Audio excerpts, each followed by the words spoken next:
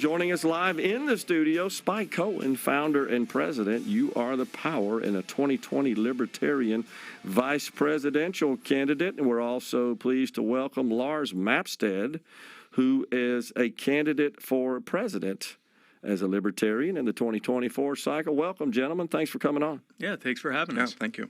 What brings you to the great state of Mississippi? So we are actually here working on a cause that we've been working on for a few months now. You and your audience may have heard a few months ago about a man named Rasheem Carter, who died under pretty suspicious circumstances in Taylorsville, Mississippi. When his body was found, it was actually found decapitated, and the police almost immediately said that they didn't think there was any foul play involved. And they have done little to nothing to actually investigate it. Eventually, the county investigators did say they were getting involved, but there's been no real movement on trying to find who is responsible for Rasheem's death. So my organization, You Are the Power, is offering a $50,000 reward for information that leads to a conviction of those responsible for Rasheem's death. So we're here to talk about that, and to hand out information, and to be there for Rasheem's family. Have you, Spike, have you met with law enforcement or investigative agencies to talk about this and to see where they stand on this? We've reached out to them with tips that we're receiving. In fact, if anyone has information that they think might help, we invite you to go to youarethepower.net/tips. If you have information that could lead to a conviction, not only will you help bring justice to Rasheem and his family, but you could be $50,000 richer. How'd you find out about it? We found out on social media. This is the work that we do. You Are the Power does this type of stuff across the country, and our followers found out about it, brought it to our attention. We looked into it and saw the problem that's happening here, and we got involved. Lars, so you've decided to run for president. Yep. As a Libertarian, and I see your slogan on your website is "Unrig the system." Tell us what you mean by that. Yeah, absolutely. Well, if I say the system is rigged, that brings up something in your mind. Maybe it's education, maybe it's the economy, healthcare, something like that. And everybody has an idea of why the system is rigged. And so I'm looking at policies that unrig the system and help the regular folks kind of go back against the big government and take their freedom and power back. You know, it occurs to me, Lars, that if you were to make that suggestion, the system is rigged, just declare that. It really depends on who you're talking to, doesn't it? It kind of where their persuasion is. There are folks on the left that would tell you it's rigged against them. There are folks on the right say it's rigged against us. Yeah. So I guess the common thread is it's rigged. That's right. That's right. And that is really what it is the big government is rigging against the little people. Whether you're a Democrat or a Republican, the system is rigged against you, right? And in this case, what we're talking about right now, it's the criminal justice system that's rigged against the people, right? Because the enforcement of law is not equal. It's not the same for different people, and we're seeing that all the way down to whether you're jaywalking or whether you're Trump and you're getting in Washington D.C. The system is rigged against everybody. Okay, so I'll be devil's advocate a little bit, or maybe just ask a provocative question along those lines. Is that the left in this country believes that it's rigged based on race, that there's just systemic racism embedded throughout the ecosystem of law enforcement at all levels. Is that kind of what we're talking about here, or is this just, I guess, more generic in nature? Yeah, I think you can't blanket statement across the board. There's good people and bad people in all situations. Sure. And so I don't think you can blanket statement it. But there's definitely, a bias for people in certain areas of the country for sure. Okay. Here's what I'd say about that. Let's say it is. Let's say that our system, our government, is not just racist, but racist at a systemic level. That's an argument to make it smaller. That's an argument for government to be less involved in our lives. That's a argument for government to be less costly and to have less control of what we do on a day-to-day basis. So let's say if that's true, then that's not a reason to grow government. That's a reason to shrink it and get it out of our lives. So Lars, how would you kind of reconcile that with what I think is a fairly common, widespread view here in the state of Mississippi, a red conservative state, that support law enforcement and believe that bad guys that commit crimes ought to be punished and be locked up? Yeah, no, I agree that we should be applying the law equally is really what I'm talking about. And so, and I'm not against police, but what I want to say is that the law is applied equally, right? And you can see this yourself. If you're driving down the road and you're going 55 miles an hour and the next guy's going 55 miles an hour and you get pulled over and the other guy doesn't, it's kind of selective, right? Yeah. It's a little bit selective. And so why isn't the law applied equally? And I think that's the injustice that people feel. And when they see it being applied unevenly, it causes division and it causes uncertainty.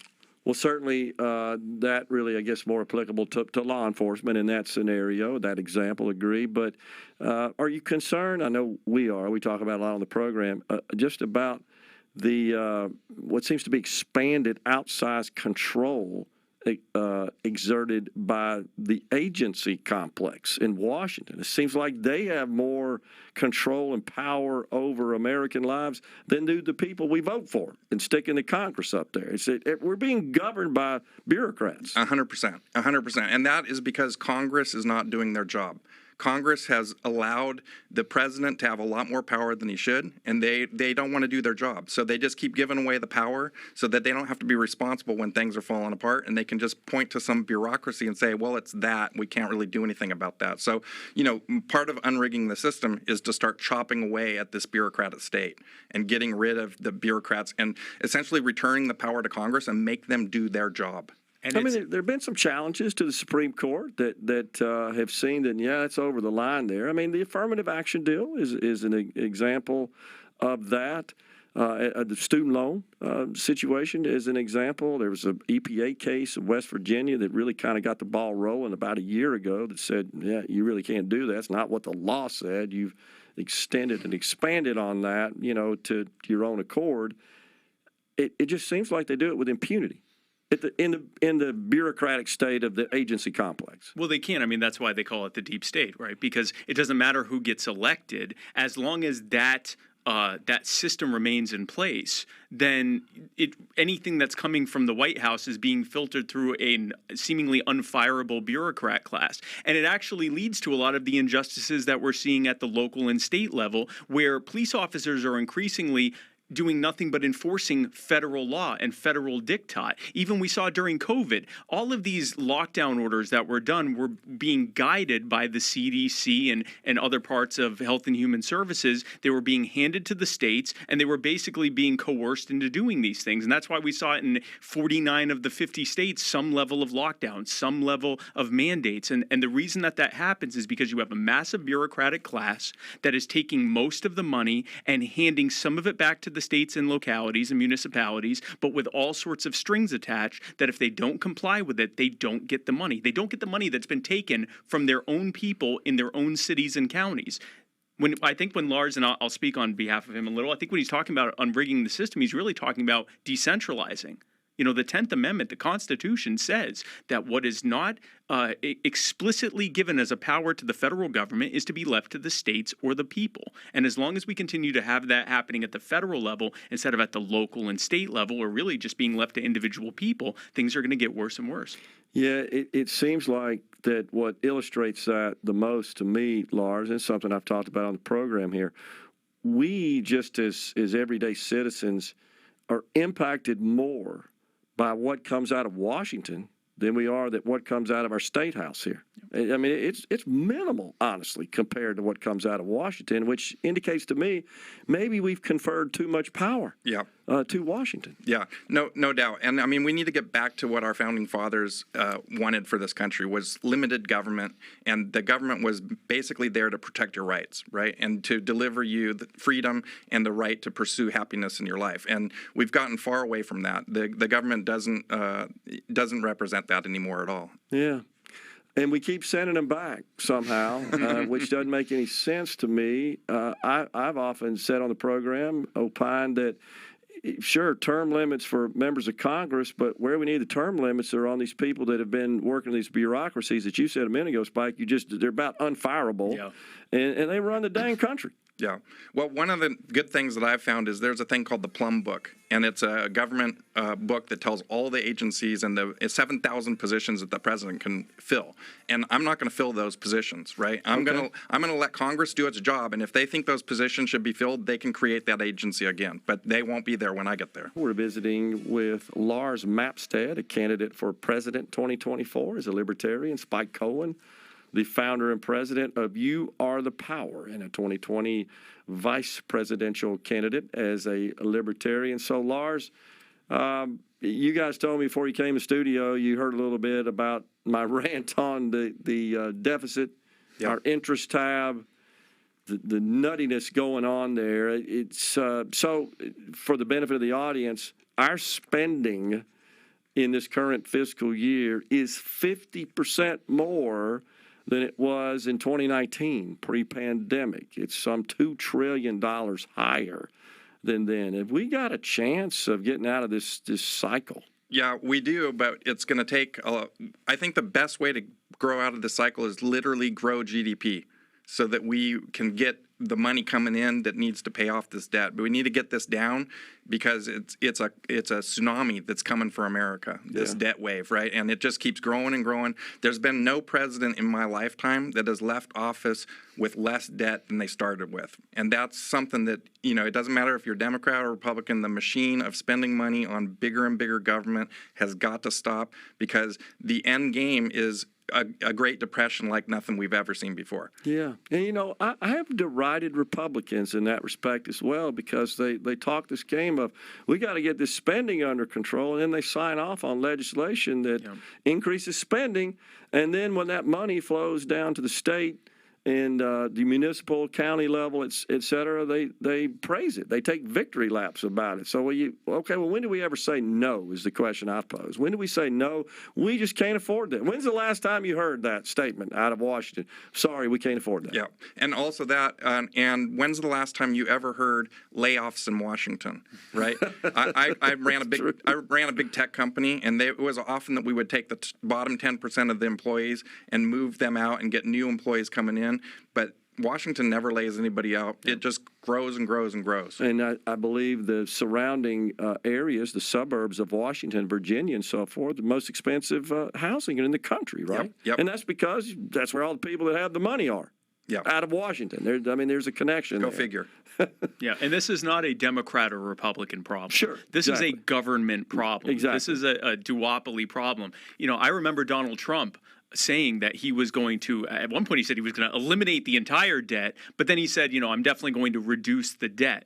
Donald Trump ran up more debt in one term than Barack Obama did in 2 terms. That's right. And Barack Obama had the previous record. Every president, this isn't beating up on Trump, every president since Reagan has run up more debt per year, because some of them have only served 1 term, more debt per year than the president before them. And Joe Biden is now looking to try to break that record. Yeah, sure is. And it's interesting you bring that point up. We actually talk about that a lot on the program when we talk about presidential politics. And it's true, in the campaign and leading up to 2016, Donald Trump said, actually what he said is, in the first term, I believe I could eliminate the deficit, essentially balance the budget. Yeah. And he said, you give me 2 terms, I'll completely eliminate and pay the debt off. And I'm thinking, no, you're not. Yeah. That's not going to happen. So, but what do you do? We've discussed this on the program at length, Spike, Lars. We got 70% of the spending pies on autopilot, coming from Social Security, Medicare, Medicaid, the variety of other assistance programs, and then debt.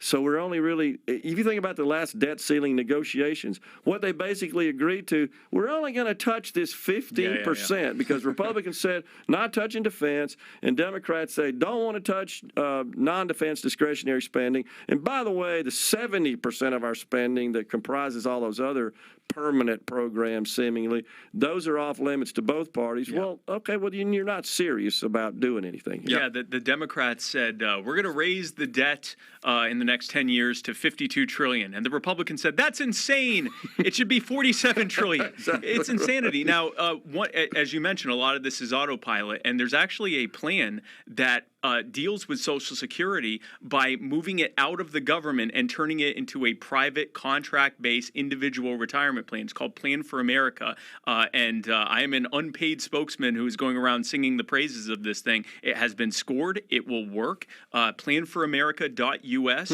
and what it does is it understands that you can't simply cut off the what so many elderly and so many people rely on for meeting their financial needs and for their health care needs. Right. But what you can do is get it out of the hands of the government and turn it into an actual program that is being voluntarily and privately funded, and which eventually turns into something that people can opt out of, and which what they don't use can actually be bequeathed to their heirs and assigns. And it not only eliminates eventually the deficit that's caused by that, but it completely takes off the table most of the $200 trillion in unfunded mandates that we have right now. Wow. Well, reform is needed, but the problem, Lars, as you know, is anytime you even discuss reform, you get your head chopped out. Yeah. I mean, it gets construed by political foes as they want to kill your Social Security and Medicare. No, we want to do something so it's round. Yeah, is the reality. Yeah, I say that it's going to end up like Detroit. It's basically going to end up in bankruptcy, and everybody's going to be left holding the bag, right? So the answer to this is to grow the economy so much that those things that we owe are a small piece of the pie that is going on. And so we need to unleash America's energy. We need to become energy independent and really unleash the power of our economy. So what else are you telling the folks, Lars, that you'd want to do if you're elected president? You've made a lot of points already. What else is on your mind? So I've been audited by the IRS a bunch of times, and I don't feel like that should be a thing that anybody has to go through. I think that the tax system, everybody's dissatisfied with the tax system. Whether you're right or left, you feel in some way that it's a bad thing. There's too many loopholes. So I want to abolish all the loopholes forever by ending the tax code, abolishing the IRS, repealing the 16th Amendment, and replacing that with a consumption tax that's easy for everybody to understand, and that everybody knows everybody is paying. Okay, so would this be a consumption tax that would be modeled after the fair tax? Yeah, I'm a fair tax supporter. I signed the fair tax pledge. Yeah. So why do you think that got no traction? Because that was one of the deals that some members of the House made to Kevin McCarthy. We want to get the fair tax out of committee on the floor, but it failed. Yeah, so there was a big attack from the left, basically saying that it was regressive and that it would harm the lower income people. Right. But that's just not the case, because what I've kind of looked at is that if you make less than $40,000 a year, you essentially don't pay any tax, right? Because there's a rebate and there's all kinds of stuff in there. So, but politicians are really good at scaring you and selling you something even that's good for you. They'll talk you out of it. So it's on me to try to convince people that that's the correct path forward. Okay. Well, certainly the IRS is going in a different direction with additional funding and the plan to hire a bunch more IRS agents. So how many times you say you've been audited? It's probably 3 or 4. Okay. I've had 2. They're no fun. As you know, they consume a lot of time, and usually it ends up. One I had, they ended up owing me money before it was over with, which is how silly the trigger was that caused them to contact me about an audit. Yeah. It seems like there's a lot of time and money invested in that yields very little. And I think this idea that Biden and the Democrats have that, by bolstering the IRS, they're going to go after all these dirty, greedy, rich people that are hiding their income. And it's actually quite the opposite. Those are the people that actually do file their tax returns correctly and pay what is owed. Yeah. Where all the money that's missing is not from them. And they already have teams of agents working on them as individuals because they're such high worth individuals. That none of these 87,000 agents are going to billionaires. They're going to enforce the people that have been not paying taxes on their Uber. Yeah. Or the money Venmo. they make on Etsy or on Venmo or whatever. They're going after the gig economy. They're going after a lot of people who have been saying tax the rich, and they're about to find out that to the IRS, everyone's rich. I saw the last Treasury report, did a little digging there, said the top 1% in terms of dollars, absolute dollars of taxes paid more than the bottom 95%. But that's deemed unfair. I agree it is unfair that the top 1% are shouldering such a huge part of the load. Appreciate you gentlemen coming in. Good luck to you, Absolutely. Lars. Thank you very Appreciate it. much. Yep.